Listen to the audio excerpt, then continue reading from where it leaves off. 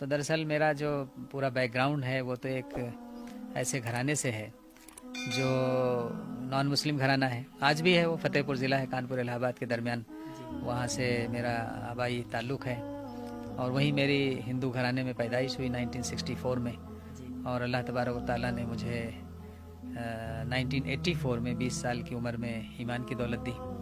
تو پہلے میرا نام شیام پرتاپ سنگھ گوتم تھا، میرے گھر والوں نے یہی نام رکھا چونکہ میرے والد صاحب دھن راج سنگھ گوتم اور میرے بڑے بھائی ادے راج سنگھ گوتم، پھر ادے پرتاپ سنگھ گوتم، پھر ادے ناتھ سنگھ گوتم، میرا نام شیام پرتاپ سنگھ گوتم۔ میں اپنے بھائیوں میں چوتھا نمبر ہے میرا، ہم لوگ 6 بھائی ہیں، تو مجھ سے چھوٹا سری ناتھ سنگھ گوتم اور چھوٹا دھرو پرتاپ سنگھ گوتم۔ تو ویسے میرا گھر کا نام پردھان تھا، پردھان جی کہتے تھے، تو یہ میرے لیے ایک یعنی خواب میں بھی یہ بات نہیں تھی کہ میرا نام میری ہی زندگی میں خود ہی بدلوں گا اور محمد عمر رکھوں گا۔ یہ میں سمجھتا ہوں اللہ کا انعام ہے، اللہ کی توفیق ہے کہ میری زندگی میں یہ مجھے خود دیکھنے کو ملا کہ ایسی تبدیلی بھی ہو سکتی ہے۔ یہ سب حالات کس بنا پہ، مطلب کیا آپ نے دیکھا اسلام کے بارے میں؟ دراصل ہم تو اسلام کو جانتے نہیں تھے، اسلام کو جب جانتے نہیں تھے تو ماننے کا تو کوئی سوال ہی نہیں اٹھتا ہے، اور بہت سارے لوگ ہیں دنیا میں، کروڑوں کی تعداد ہے جو بیچارے اپنی اگنورنسی کی وجہ سے یا اپنے یعنی لا علمی کی وجہ سے یا جہالت کی وجہ سے جانتے ہی نہیں ہیں کہ اسلام کیا ہے، ان کا دین کیا ہے، ان کا رب کون ہے، ان کے لیے آخری نبی کون ہے، یا ان کا جینے کا سلیقہ کیا ہے، ان کو پتہ نہیں ہے۔ تو یہ میری زندگی میں بھی یہی بات تھی کہ میں اسلام کو جانتا نہیں تھا، لیکن بچپن سے ہی جو اپنے وہاں سماج میں جو چیزیں دیکھی میں نے، ایک تو کاسٹیز میں نے دیکھا، کلاسیفیکیشن جو کیا ہے کہ صاحب یہ برہمن ہیں، یہ چھتری ہیں، یہ ویشیہ ہیں، یہ شودر ہیں، اور ان کے الگ الگ کام ہیں، الگ الگ ان کی کیٹیگریز ہیں۔ تو میں چونکہ ٹھاکر گھرانے میں تھا تو مجھے مطلب بچپن سے یہ احساس دلایا جا رہا تھا کہ بھائی تم راجپوت ہو، تم ٹھاکر ہو، تم جو ہے بڑے اونچے یعنی گھرانے کے ہو اور بہت ہی یعنی معیاری سماج میں اس کی حیثیت ہوتی ہے۔ اور وہیں پر جب میں اپنے یہاں اپنے گاؤں میں رہنے والے جو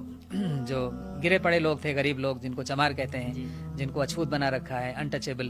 اور بہت ہی زیادہ یعنی پسماندگی اور غربت میں جیتے ہیں بیچارے، تو میں ان کے حالات کو جب دیکھتا تھا کہ وہ بھی انسان ہیں، ہم بھی انسان ہیں، ہم ہندو گھرانے میں، راجپوت گھرانے میں پیدا ہو گئے تو ہم بہت بڑے یعنی اونچی اس میں آ گئے کیٹیگری میں، اور وہ وہاں پیدا ہو گئے تو وہ بالکل یعنی ان کی کوئی حیثیت ہی نہیں ہے، وہ ہمارے یہاں ساتھ میں بیٹھ کے کھا نہیں سکتے تھے، پانی نہیں پی سکتے تھے، ہمارے برتن استعمال نہیں کر سکتے تھے، برابر میں بیٹھ نہیں سکتے تھے، اسی طرح سے ہمارے کنویں سے پانی نہیں بھر سکتے تھے، کام کرتے تھے تو کام کرنے میں بھی بڑی زیادتی ہوتی تھی، بڑا ظلم ہوتا تھا، لاٹھیوں سے ان کو مارا جاتا تھا، گالی گلوچ کیا جاتا تھا۔ کبھی وہ ہمارے جیسے گھر میں صبح ناشتہ ہم دیتے تھے تو وہ اپنا گمچھا یوں کرتے تھے تو اسے ہم روٹی ڈال دیتے تھے، پانی پینا ہوتا تھا تو ہم پانی جو ہے لوٹا ان کو نہیں دیتے تھے، گلاس نہیں دیتے تھے، وہ یوں کر کے چلو لگاتے تھے تو ہم اوپر سے پانی ڈالتے تھے۔ تو مجھے بڑا احساس ہوتا تھا دل میں کہ بھائی یہ کون سی انسانیت ہے، یہ کون سا انصاف ہے، یہ کون سی جو ہے وہ برابری ہے کہ صاحب انسان تو برابر ہونا چاہیے، بھائی انسان تو انسان ہے، چاہے وہ کوئی بھی ہو، امیر ہو، غریب ہو، کالا ہو، گورا ہو،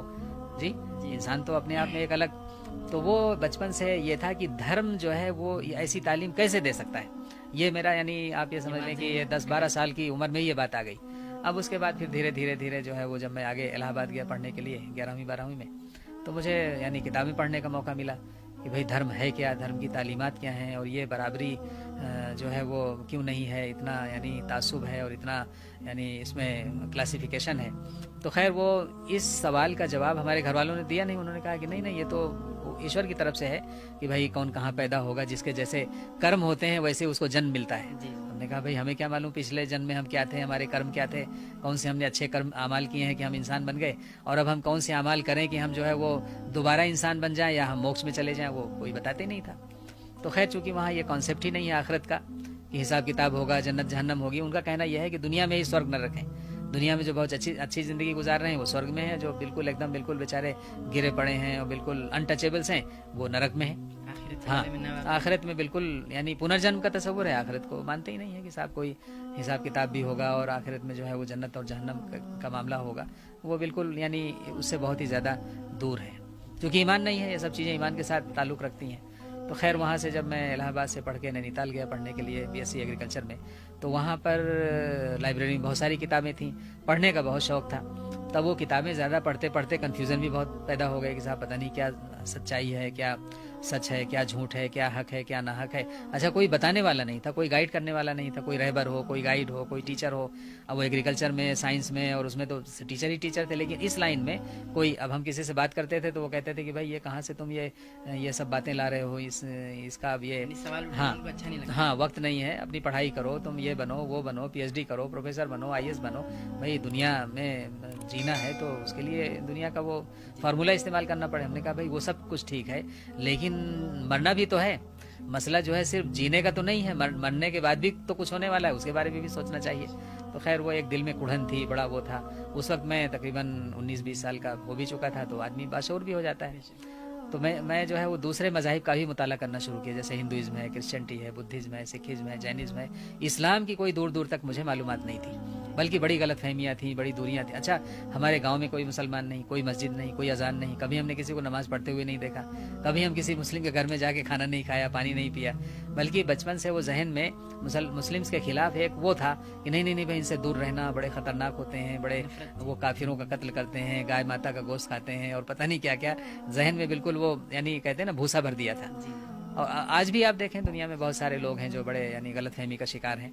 तो खैर वहाँ अल्लाह का शुक्र है कि उसी यूनिवर्सिटी में अल्लाह को हिदायत देनी थी। चूँकि मैंने ईमान लाने से पहले 1 साल पहले ये सोच लिया था कि मुझे संन्यास लेना है, पहाड़ों में जाऊँगा, ईश्वर को याद करूँगा, चिंतन मनन ध्यान मेडिटेशन करूँगा, और वहाँ जाके ईश्वर की प्राप्ति होगी। मैं तो अल्लाह को मतलब हिंदू मजहब में रहते हुए। हाँ, हिंदू मजहब में रहते हुए, यानी मैं वहाँ पहाड़ों में जाके और अपना यानी ये सब दुनिया भर की दुनियादारी छोड़ के वहाँ जाके अपना ईश्वर की प्राप्ति करूँगा, जिससे कि मुझे मोक्ष मिल जाए, स्वर्ग मिल जाए। अब वो चीज़ क्लियर नहीं थी, लेकिन अल्हम्दुलिल्लाह अल्लाह का शुक्र है कि अल्लाह को हिदायत देनी थी। अल्लाह का ये मेरे ऊपर फजल होना था कि वो एक अच्छे नेक इंसान मेरे पड़ोस में थे, नासिर खान साहब बिजनौर के रहने वाले। उनको अल्लाह ने जरिया बनाया हिदायत का। मेरे पैर में चोट लगी, उसके बाद उनके साथ मेरी यानी खिदमत की लाइन से उन्होंने मेरा साथ दिया, और फिर वो लगे रहे मेरे साथ। मतलब एक अखलाकी जो एक होना चाहिए, मुसलमान का जो अखलाक होना चाहिए, जो यानी हर हाल में होना चाहिए, वो कहीं भी हो, किसी भी हाल में हो, तो उन्होंने अपना अखलाक पेश किया, उन्होंने खिदमत की, और पड़ोसी की हैसियत से।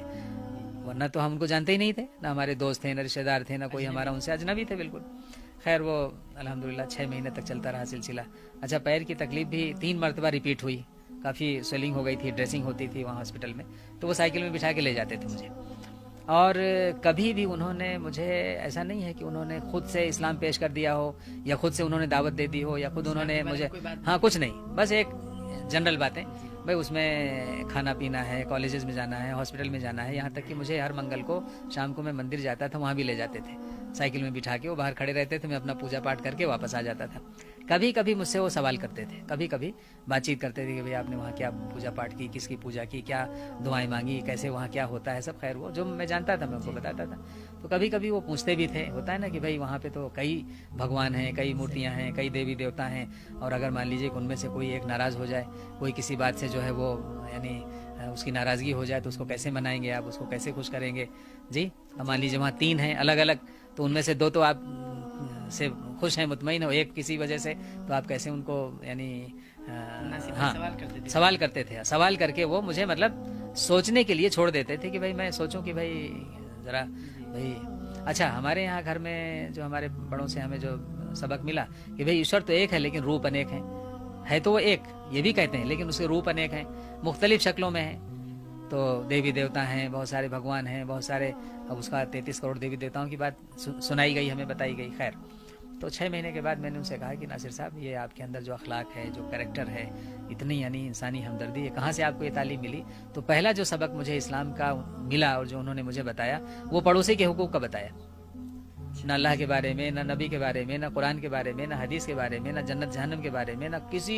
ये सब चीज़ें तो बाद में आई। उन्होंने सबसे पहले जो मुझे यानी तालीम दी या सबक दिया या जो मैसेज दिया, अपने अखलाक से, अपने खिदमत से और एक इंसानी हमदर्दी, उन्होंने कहा कि इस्लाम में तो पड़ोसी के हुकूक हैं। अगर मैं आप मेरे पड़ोसी हैं, ठीक है, मैं हॉस्टल में रहते हैं, यूनिवर्सिटी में पढ़ते हैं, लेकिन आप तो मेरे पड़ोसी हैं। अगर मैं आपके साथ अच्छा बर्ताव नहीं करूँगा, आपकी खिदमत नहीं करूँगा, तो मैं मरने के बाद अल्लाह को क्या मुँह दिखाऊँगा? ये पहला मेरा इस्लाम का सबक मिला कि भाई मरने के बाद हिसाब होना है। और वो तो वहाँ से मेरी शुरुआत हुई कि मैंने उनसे हज़ारों सवालात किए, किताबें ली हिंदी में, अंग्रेज़ी में। उन्होंने फिर मुझे वहाँ मस्जिद में लाइब्रेरी थी, किताबें ला के दी, और उसके बाद में पढ़ता रहा। उसके बाद भी उन्होंने कभी मुझे यानी कभी फोर्स नहीं किया, ایک ہوتا ہے نا کہ بھائی اب آپ نے پڑھا کہ نہیں, جی آپ نے سوچا کہ نہیں, آپ نے فیصلہ لیا کہ نہیں. ایک ہوتا ہے نا لوگ کبھی کبھی پیچھے لگ جاتے ہیں. جی جی تو بھائی یہ پیچھے لگنے والی چیز نہیں ہے, تو دعوت دینا ہے چاہے اس میں 10 سال لگ جائیں. صحیح تو الحمدللہ وہ ایک یعنی اور پورا 1 سال ہو گیا. اب میں نے ان سے قرآن کے بارے میں پوچھا کہ بھائی یہ قرآن کتاب جو ہے یہ میں کیسے پڑھ سکتا ہوں. جی اب آپ دیکھیں حقیقت ہے, یہ سوچنے کی بات ہے کہ اگر کسی غیر ایمان والے بھائی کو اگر ہم ان کو قرآن کے بارے میں نہ بتائیں یا قرآن ان کو نہ دکھائیں یا قرآن ان کو ترجمہ نہ دیں, جیسے یہ قرآن کا ترجمہ ہے یہ ہمارے سامنے ہے انگلش میں, جی تو بھائی انگلش میں ترجمہ انگلش میں جاننے والے کو دے سکتے ہیں, گجراتی میں ترجمہ گجراتی جاننے والے کو دے سکتے ہیں, آسامی کا ترجمہ آسامی جاننے والے کو دے سکتے. دنیا کی ہر زبان میں قرآن کا ترجمہ موجود ہے. تو ہم پورا عربی میں تو سمجھیں گے نہیں, جی جو ان کی زبان ہے اس میں اگر ہم قرآن کا ترجمہ ان کو دے دیں تو یہ جو ہے میں سمجھتا ہوں کہ منیمم دعوت ہے. اور اسی کے بہانے سے جو ہے لوگوں کو اگر وہ نیک نیتی سے اس قرآن کے ترجمے کو ہی پڑھ لیں تو ان کو ہدایت مل جائے گی. شرط یہ ہے کہ وہ نیک نیتی سے دل کی صفائی سے پڑھیں, کہ چونکہ اللہ کا کلام ہے, یہ ہدایت نامہ ہے, ہدی للناس. تو میں نے قرآن کو پڑھنا شروع کیا, ترجمہ ہندی میں مکتبہ الحسنات کا چھپا ہوا. تو میں ہندی میں کہتے ہیں آشچر چکت ہو گیا کہ صاحب یہ قرآن تو ایسی ایسی باتیں بتا رہا ہے کہ اس میں تو انسان کے ہر مسئلے کا حل ہے, ہر سمسیا کا سمادھان ہے, ہر سوال کا جواب ہے. تو میں بڑا متاثر ہوا اور میں نے ان سے کہا خان صاحب اب مجھے جو ہے وہ یعنی جو سچائی ہے, انسان کی جو حقیقت ہے, انسان کا جو مقصد ہے, انسان کے دنیا میں آنے کا, دنیا سے جانے کا, ہر چیز اس میں بتا دی گئی ہے. تو الحمدللہ یعنی ان ٹوٹل 1 سال لگا اسلام کو یعنی سمجھنے میں, کچھ کتابیں کچھ ترجمہ. پھر کبھی کبھی مان لیجیے کوئی بات سمجھ میں نہیں آتی تھی تو وہ مجھے یعنی اگر ان کو معلوم ہوتا تھا تو بتاتے تھے, ورنہ وہ کہتے تھے بعد میں بتاؤں گا. ہاں ایسا نہیں کہ کوئی غلط انفارمیشن انہوں نے مجھے دے دی ہو, وہ تسلی یا یہ کہ ہینڈ ٹو ہینڈ انہوں نے مجھے کنوینس کرنے کے لیے. خیر کل ملا کے 1-1.5 سال میں الحمدللہ میں نے ان سے ناصر صاحب سے کہا بھائی ایسا ہے, نہ تو اب مجھے مندر میں جانا ہے, نہ یہ جو میری فوٹو لگی ہوئی ان کو نکال کے میں نے باکس میں رکھ دیا, اور میں نے کہا مجھے تو اب اسلام دھرم سویکار کرنا ہے. یعنی اس میں 1 سال کا وقت لگا, اور الحمدللہ انہوں نے پھر مجھ سے کہا کہ بھائی